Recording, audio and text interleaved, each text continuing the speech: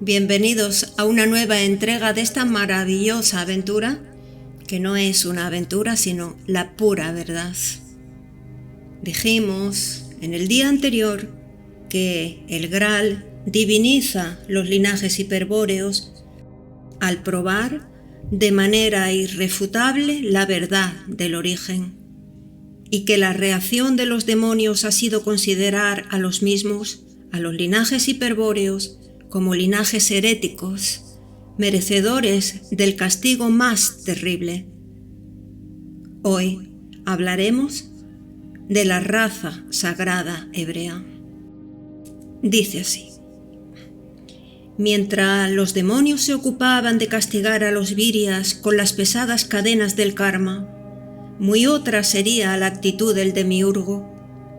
Él, según su característica, ha querido imitar y aún superar a los linajes hiperbóreos, fundando una raza sagrada que los represente directamente, es decir, que canalice su voluntad, y por intermedio de la misma reinar sobre los espíritus encarnados. Una raza sagrada que se levante en el medio mismo de los pueblos condenados al dolor y el sufrimiento de la vida, y que, triunfando sobre ellos, acabe por infligirles la humillación final de someterlos a la sinarquía de los demonios.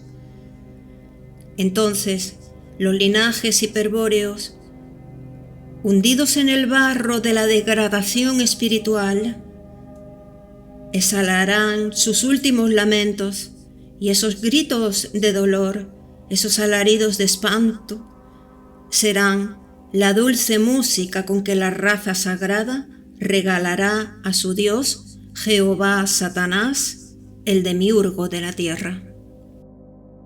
Como ya hemos dicho, el demiurgo ha intentado muchas veces esta empresa. Los gitanos, por ejemplo, son el remanente étnico de una raza sagrada que prosperó en la última Atlántida, cuando los idas de la faz tenebrosa sometieron a la sinarquía del horror a los linajes hiperbóreos. Los espíritus encarnados se vieron allí precipitados a las más infames prácticas.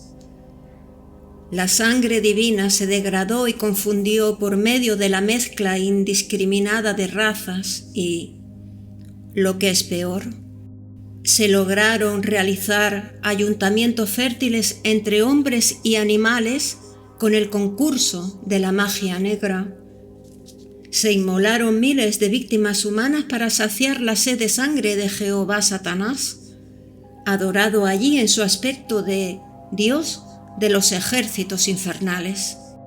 La crueldad, la orgía colectiva, distintas formas de drogadicción, etc., eran todas las costumbres que los linajes hiperbóreos habían adoptado. Mientras en los ojos de la raza sagrada brillaba de gozo la mirada del demiurgo, la sinarquía del horror ejercía su tiranía de oricalco. En tal estado de degradación, ya nadie era capaz de recibir la luz del Graal ni de escuchar el canto de los idas. Por eso, Cristo Lucifer decidió manifestarse a la vista de los hombres. Lo hizo acompañado por una guardia de sidas hiperbóreos, y ello determinó el fin de la Atlántida. Pero esta es una historia antigua. En tiempos recientes, el demiurgo ha resuelto repetir nuevamente, a imitación de los linajes hiperbóreos, la creación de una raza sagrada que los represente y a la cual le estará reservado el alto destino de reinar sobre todos los pueblos de la tierra. Con el pacto de sangre celebrado entre Jehová Satanás y Abraham, queda fundada la raza sagrada, y sus descendientes, los hebreos, constituirán el pueblo elegido. Así como los espíritus hiperbóreos divinizados por la presencia del Graal representan el linaje herético por excelencia, los hebreos, frente a ellos, se presentarán como el linaje más puro de la tierra. Israel, pueblo elegido por Jehová para que sea su representante en la tierra, ¿qué títulos exhibirá como prueba irrefutable de que tal es su voluntad? El demiurgo, siguiendo su habitual sistema de imitar, razona de este modo: si por la gema de Cristo Lucifer, el Graal, ha sido divinizado el linaje hiperbóreo, también por una piedra del cielo será consagrada la estirpe de Abraham. Pondré en el mundo una piedra en la cual estará escrita mi ley como prueba irrefutable de que Israel es el pueblo elegido, ante el cual deberán humillarse las demás naciones. Tal es la reacción directa del demiurgo. Elige de entre la hez de la humanidad al pueblo más miserable y luego de pactar con él, le hace crecer a la sombra de reinos poderosos. Cuando decide que a la raza sagrada le ha llegado el momento de cumplir su misión histórica, renueva el pacto, entregando a Moisés la clave del poder. Entonces, Israel, el linaje más puro de la tierra, atraviesa los milenios y marcha hacia su futuro de gloria, mientras los imperios y los reinos se hunden en el polvo de la historia. Sin duda, ha sido efectiva la reacción del demiurgo y poderosos han resultado los efectos de su piedra, la fuerza de su ley. Por eso cabe preguntarse: ¿qué es lo que en realidad Jehová Satanás entrega a los hebreos como instrumento de poder y de dominación universal? Lo diremos sintéticamente. Las tablas de la ley contienen el secreto de las 22 voces que el demiurgo pronunció cuando ordenó la materia y por las cuales ha sido formado todo lo existente. El conjunto de símbolos contenidos en las tablas de la ley es lo que de antiguo se conoce como cábala acústica. En la Atlántida, este conocimiento fue en principio patrimonio de otra raza sagrada, pero más adelante, los guardianes del arte lítico, antepasados del Cromañón y padres de la raza blanca, llegaron a dominarlo por completo. Las tablas de la ley es entonces la piedra que el demiurgo ha puesto en el mundo como soporte metafísico de la raza sagrada, a imitación del conjunto, linaje hiperbóreo, Graal. Sin embargo, como en todas las imitaciones del demiurgo, no debe verse aquí una equivalencia demasiado precisa. El Graal, desde el pasado, refleja para cada uno de los virias el origen divino y constituye un intento de Cristo Lucifer por acudir en ayuda de los espíritus cautivos, o, en otras palabras, la influencia del Graal apunta a lo individual y a lo espiritual. Las tablas de la ley, por el contrario, apuntan a lo colectivo y material. Ellas representan el pacto racial, colectivo entre Jehová, Satanás y el pueblo hebreo. Y además, su contenido cabalístico revela las claves que permiten dominar las ciencias materiales. Si la confusión estratégica, la encarnación, el encadenamiento a la ley del karma, etc., son males terribles que aquejan a los espíritus hiperbóreos, la convivencia terrestre con una raza sagrada de Jehová Satanás es, sin duda, la más espantosa pesadilla. Peor aún que cualquiera de las desdichas mencionadas, porque a partir del pacto renovado con Moisés, la enemistad racial entre los linajes hiperbóreos, heréticos, y el linaje sagrado hebreo será permanente y eterna, con la desventaja irreversible para los primeros de que la voluntad infernal del demiurgo se expresará irresistiblemente a través de los segundos. Después de la aparición de Israel, solo les queda a los virias la alternativa dramática de regresar al origen o sucumbir definitivamente. Escarbando en el mito hebreo de Abel y Caín, bajo un velo de calumnias, puede apreciarse una descripción acertada de la enemistad racial y teológica entre hebreos y hiperbóreos.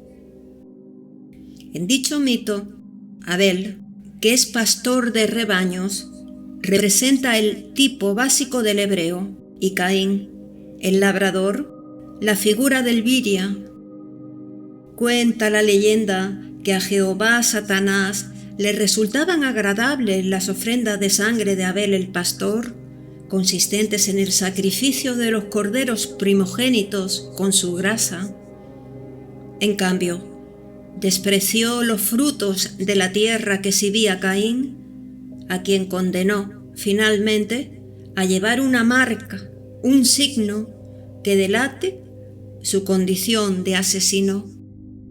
Este curioso criterio afectivo de Jehová Satanás se ha perpetuado a través de los siglos en el odio que los hebreos sienten hacia los linajes hiperbóreos, odio que, no lo olvidemos, proviene del demiurgo.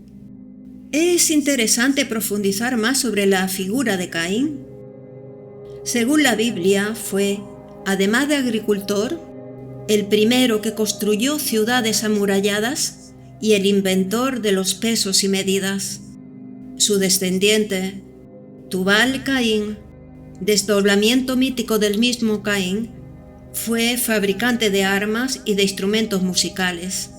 Si observamos ahora esta fisura de Caín, a la luz de la sabiduría hiperbórea, comprobaremos que posee muchos de los atributos característicos de los virias hiperbóreos.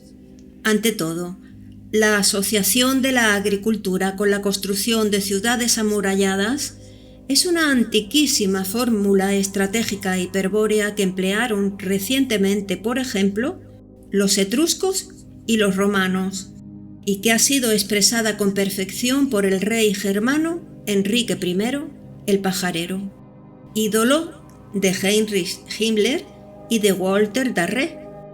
Por otra parte, el invento de los pesos y medidas que los hebreos atribuyen a Caín, los griegos a Hermes y los egipcios a Tot, permite identificar a Caín con esos dioses hiperbóreos.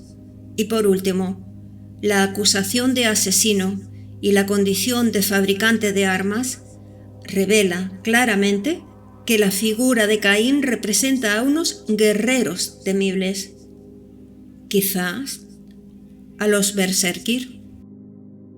A delatar o señalar esa calidad apunta seguramente la famosa marca.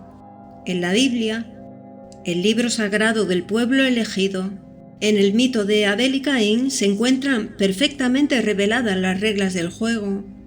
En la preferencia de Jehová Satanás por los pastores hebreos, representados por Abel, y en el desprecio y castigo de los linajes hiperbóreos, simbolizados por Caín, aparece planteado el conflicto metafísico de los orígenes, pero actualizado ahora como confrontación cultural y biológica.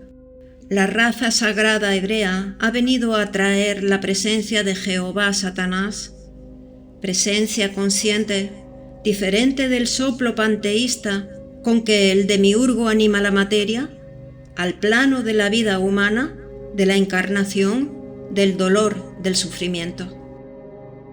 Por eso, la antigua enemistad trascendente entre espíritus cautivos y demonios se transforma en enemistad inmanente entre los linajes hiperbóreos y el universo material, dado que la raza sagrada es Malkuth, el 10º Sefirot, es decir, un aspecto del demiurgo. Esto último debe entenderse así. Israel es el demiurgo. Vale la pena aclararlo. Según las enseñanzas secretas de la Cábala, y tal como puede leerse en el libro del Esplendor o Sefer Yeshirah, es decir, acudiendo a las fuentes más confiables de la sabiduría hebrea, para la creación de la raza sagrada, Jehová Satanás manifiesta uno de sus 10 aspectos o Sefirot. El 10º Sefirot, Malkuth, el reino, es el propio pueblo de Israel. De acuerdo a los textos oficiales hebreos, el cual guarda un nexo metafísico con el primer Sefirot, Keter, corona, que es la cabeza o conciencia suprema del demiurgo. En otras palabras, hay identidad metafísica entre Israel y Jehová Satanás, o, si se quiere, Israel es Jehová Satanás. Como decíamos antes, la enemistad entre la raza sagrada y los linajes hiperbóreos, enemistad que hemos visto declarada en el mito de Abel y Caín, significa un enfrentamiento entre estos y el universo material, dado el carácter de Malkuth, desdoblamiento del demiurgo que ostenta Israel. Con Malkuth, el demiurgo ha querido imponer la realeza del linaje sagrado hebreo a los restantes pueblos de la tierra. Si estos pueblos gentiles han olvidado el pasado y se han sometido al plan que lleva adelante la jerarquía blanca, entonces aceptarán de buen grado la superioridad hebrea y el mundo marchará alegremente hacia la sinarquía. Pero ay de aquellos goim que no renuncien a su herencia hiperbórea y persistan en recordar el conflicto de los orígenes. No habrá lugar para ellos en la tierra porque, con la presencia de Malkuth, el linaje sagrado de Israel, el demiurgo asegura su persecución e inmediato aniquilamiento. Dramático destino el del espíritu cautivo. Durante milenios, recordar el origen, es decir, exhibir un linaje herético, era castigado por los demonios con un fuerte karma, y el dolor, el sufrimiento, eran tan terribles que se acababa por olvidar. Pero mientras esta degradación ocurría en el fondo de su corazón, bullendo en su sangre, el condenado podía participar de la miné y acceder a la gnosis. Era su derecho. Si lograba elevarse desde la ciénaga de la confusión espiritual, nadie podía impedirle que recibiera la luz del Graal ni que escuchara el canto de los Idas. Con Israel, ni esta miserable oportunidad de despertar sería ya posible, pues el conflicto fue planteado en términos biológicos, raciales, culturales, etc. Quien se comprometa en la contienda debe ahora arriesgarlo todo, pues al enfrentar a Israel se está enfrentando al mismo demiurgo. Israel avanza en la historia con una fuerza irresistible. Sus grandes ideas van dominando poco a poco a la cultura de Occidente, paralelamente con el crecimiento de su potencia financiera. ¿Quién será capaz de oponerse a la fuerza conjunta del judeocristianismo, de la judeomasonería, del judeomarxismo, del sionismo, del trilateralismo? ¿Quién podría hacer saltar las bancas de Rothschild, de Jacobo Schiff, de Kuhn and Loes, de Rockefeller, etc.? ¿Y quién competirá con los hebreos en los campos de la ciencia o del arte? Y hasta aquí ha sido la lectura de hoy. Al parecer desalentadora, pero no es así. Es tan solo una exposición de los hechos, una exposición del poder de la sinarquía, que nos recuerda que no debemos desestimar el poder del enemigo. Esta exposición tiene que servirnos para saber, para estar informados, y estando informados, hacernos fuertes y aún más, a aunar fuerzas todos nosotros que, obviamente, al haber llegado a estas lecturas, tenemos un vínculo carismático, es decir, al estar sincronizados en esta lectura, al haber caído en estos momentos en nuestras manos, tenemos la obligación, la responsabilidad de no doblegarnos ante esas fuerzas demoníacas que dominan los mundos. Así que yo ya me despido hasta el próximo día y os digo fuerza y honor. Suscribiros, poned un dedito arriba y para colaborar económicamente solo tenéis que uniros.